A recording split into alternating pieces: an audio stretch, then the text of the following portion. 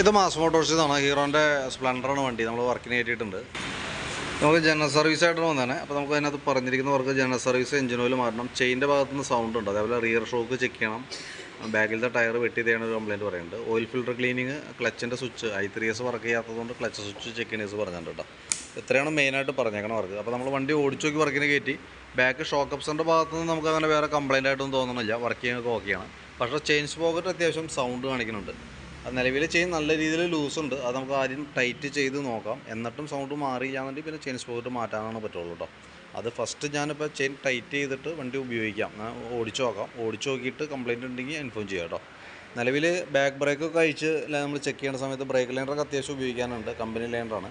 അപ്പോൾ ബ്രേക്ക് ക്യാമൊക്കെ ഒന്ന് അഴിച്ച് ഗ്രീസ് ചെയ്തിടാം. അതേപോലെ ബാക്കിലത്തെ വീൽ റബ്ബർ നോക്കുമ്പോൾ ഇത് പൊട്ടി കിടക്കുന്നുണ്ട് കേട്ടോ. അപ്പോൾ അതൊന്ന് മാറ്റിയിട്ടേക്കാം. തന്നെയല്ല ഒരു ചതയിൽ പോലെ തുടങ്ങിയിട്ടുണ്ട്, അപ്പോൾ താമസിയാണ്ട് തന്നെ എല്ലാം പൊട്ടും. അപ്പോൾ കൈയോടെ അത് മാറ്റി കളഞ്ഞേക്കാം കേട്ടോ. ബാക്കിലത്തെ ബ്രേക്കിൻ്റെ ഭാഗം നമ്മൾ ചെക്ക് ചെയ്ത്, ഹബിൻ്റെ ഭാഗം നമ്മൾ ചെക്ക് ചെയ്ത് വേറെ കംപ്ലയിൻ്റ് ഒന്നുമില്ല. വീൽ ബെയറിംഗ് ചെക്ക് ചെയ്ത് വേറെ കംപ്ലയിൻ്റ് ഒന്നുമില്ല. നമുക്ക് ടയറിൻ്റെ കംപ്ലയിൻറ്റ് പറഞ്ഞേക്കുന്നത് നമുക്ക് ഇത് ഈ ടയർ സൈസ് സൈഡ് തേഞ്ഞ് തേമാനാണ്. അതിപ്പോൾ 100% വണ്ടിയുടെ ഈ ഷോക്കിൻ്റെ കംപ്ലയിൻറ്റോ അലൈൻമെൻറ്റിൻ്റെ പ്രശ്നം ആവണമെന്നില്ല കേട്ടോ. ഈ മോഡൽ ടയറിൻ്റെയും ചെറിയ വേരിയേഷൻ ചില വണ്ടികൾക്ക് കംപ്ലയിൻറ്റ് കാണാറുണ്ട്. അത് ആ രീതിയിലുള്ള തേമാനാണ് ഇതുമ്പോൾ കാണുന്നത് കേട്ടോ.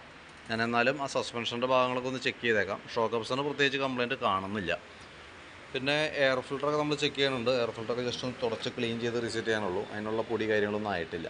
പിന്നെ ഈ പറഞ്ഞ പോലെ ഫ്രണ്ടിലേക്ക് വരുമ്പോൾ ഫ്രണ്ടിലത്തെ ഒരു ബ്രേക്ക് കേബിൾ ലോഡായിട്ട് നിൽക്കുകയാണ്. റൈറ്റ് സൈഡിൽ നമ്മൾ ബ്രേക്ക് പിടിക്കണ്ടല്ലോ, ഫ്രണ്ട് ബ്രേക്കിൻ്റെ കേബിൾ ലോഡായിട്ട് നിൽക്കുകയാണ്. കോമ്പി ബ്രേക്കിൻ്റെ കേബിളാണിത്. ഇതിന് വേറെ കംപ്ലയിൻ്റ് ഒന്നുമില്ല. അതേപോലെ ഫ്രണ്ട് വീലും കൂടി നമ്മൾ അഴിച്ചിട്ട് ബ്രേക്ക് ക്യാമൊക്കെ ഒന്ന് അഴിച്ച് ഗ്രീസ് ചെയ്ത് റീസെറ്റ് ആക്കാം. അതേപോലെ ഫ്രണ്ട് വീൽ ബെയറിംഗ് ചെക്ക് ചെയ്തു. ടയറിൻ്റെ കണ്ടീഷൻ ആയാലും വേറെ പറയത്തക്ക കംപ്ലയിൻ്റോ കാര്യങ്ങളൊന്നുമില്ല. പിന്നെ ക്ലച്ച് സ്വിച്ചിൻ്റെ കംപ്ലയിൻറ്റ് പറഞ്ഞിട്ടുണ്ട്. അപ്പോൾ നമുക്ക് ക്ലച്ച് സ്വിച്ച് ജസ്റ്റ് ഒന്ന് നോക്കിയേക്കാം. അത് നമുക്ക് വേറെ അഡ്ജസ്റ്റ് ചെയ്യലടക്കില്ല, മാറ്റിയിടാനേ പറ്റുള്ളൂ. അതേപോലെ തന്നെ നമുക്ക് ഈ ക്ലച്ചിൻ്റെ ഈ ഭാഗത്തും കേബിൾ ചെറിയൊരു തുരുമ്പോലെ കാണിച്ചു തുടങ്ങിയിട്ടുണ്ട് കേട്ടോ. പക്ഷേ ഇപ്പോൾ നമുക്ക് മാറ്റണ്ട, ഓൾറെഡി ടൈറ്റോ കാര്യങ്ങളൊന്നുമില്ല.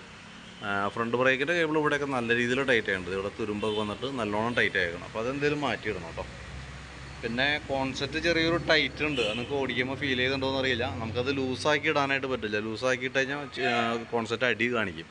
അപ്പോൾ തൽക്കാലത്തേക്ക് ഇത് ഈ രീതി തന്നെ ഉപയോഗിക്കാം. കോൺസെപ്റ്റ് ഓൾറെഡി ചെറിയൊരു ടൈറ്റ് ഉണ്ട്.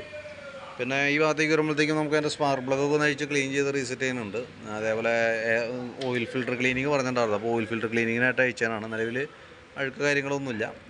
ഈ റോട്ടർ ഫിൽറ്ററിന് അത് അത്യാവശ്യം ചെളിയുണ്ട്. അപ്പോൾ അത് നമുക്ക് നല്ല രീതിയിലൊന്ന് ക്ലീൻ ചെയ്ത് റീസെറ്റ് ആക്കാം. അപ്പോൾ നമ്മൾ ഈ കവർ അഴിക്കുമ്പോൾ ഈ സൈഡിൽ ഗ്യാസ്കറ്റ് നമുക്ക് മാറ്റണം. ഗ്യാസ്കറ്റും മാറ്റി റീസെറ്റ് ആക്കാം കേട്ടോ. അതേപോലെ ഗ്യാസ്കറ്റ്, കിക്കർ ഓയിൽസിൽ 2 ഐറ്റംസ് നമുക്ക് മാറ്റിയിട്ട് വേണം സെറ്റ് ചെയ്യാനായിട്ട്.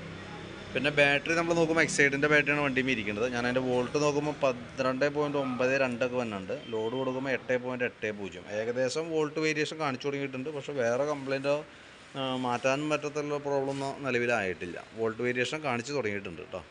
അപ്പോൾ ഞാനതിൻ്റെ ഏകദേശം ഒരു എസ്റ്റിമേറ്റ് ആക്കിയിട്ട് അതിൻ്റെ ഡീറ്റെയിൽസ് വാട്സപ്പിലേക്ക് ഒന്ന് സെൻഡ് ചെയ്ത് തരാം. വീഡിയോ കണ്ടതിന് ശേഷം നോക്കിയിട്ടൊന്ന് റിപ്ലൈ ഇട്ടേക്കാം.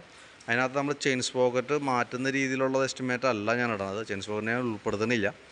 വർക്ക് ഈ രീതിയിൽ നമ്മൾ കംപ്ലീറ്റ് ചെയ്തിട്ട് ഒന്ന് ടെസ്റ്റ് ഡ്രൈവ് നടത്താം. ടെസ്റ്റ് ഡ്രൈവ് നടത്തിയിട്ട് നമുക്ക് കംപ്ലയിൻറ്റ് ഉണ്ടെങ്കിൽ, സൗണ്ട് കാണിക്കുകയാണെങ്കിൽ മാത്രം നമുക്ക് അഴിച്ചിട്ട് ചെയിൻ സ്പോക്കറ്റ് മാറ്റിയാൽ മതി.